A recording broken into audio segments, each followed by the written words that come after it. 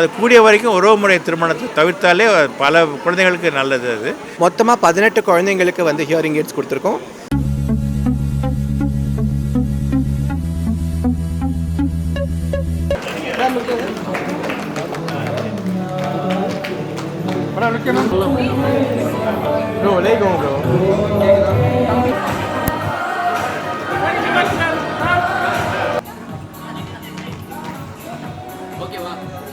ஒரு பெண்களோட அமைப்பு, என்னோட தலைமையிலான பெண்களின் அமைப்போட சேர்ந்து நாங்கள் கிட்டத்தட்ட ஒரு 30 ஹியரிங் எய்ட்ஸ், அது வந்து 18 குழந்தைங்களுக்கு நாங்கள் இன்றைக்கி ஹியரிங் எய்ட்ஸ் கொடுத்துருக்கோம்.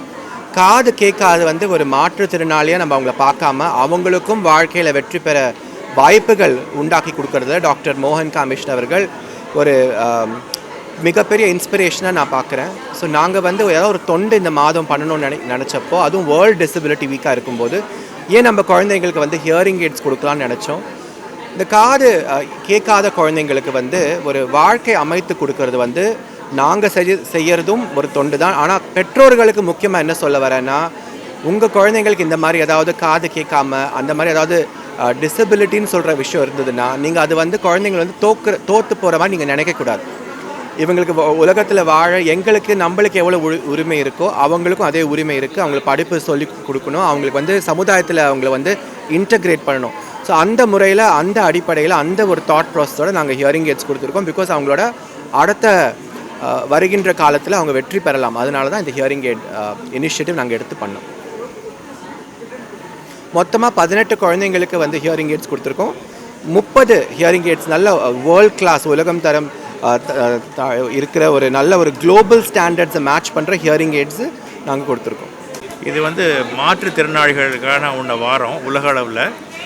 அதில் வந்து இந்த குட் டீட்ஸ் கிளப் அப்படிங்கிற இந்த பெண்கள் வந்து அமைப்பு இன்றைக்கி வந்து 30 ஹியரிங் எய்ட்ஸ், அதுவும் டாப் கிளாஸ் ஹியரிங் எய்ட்ஸ் கொடுத்துருக்காங்க.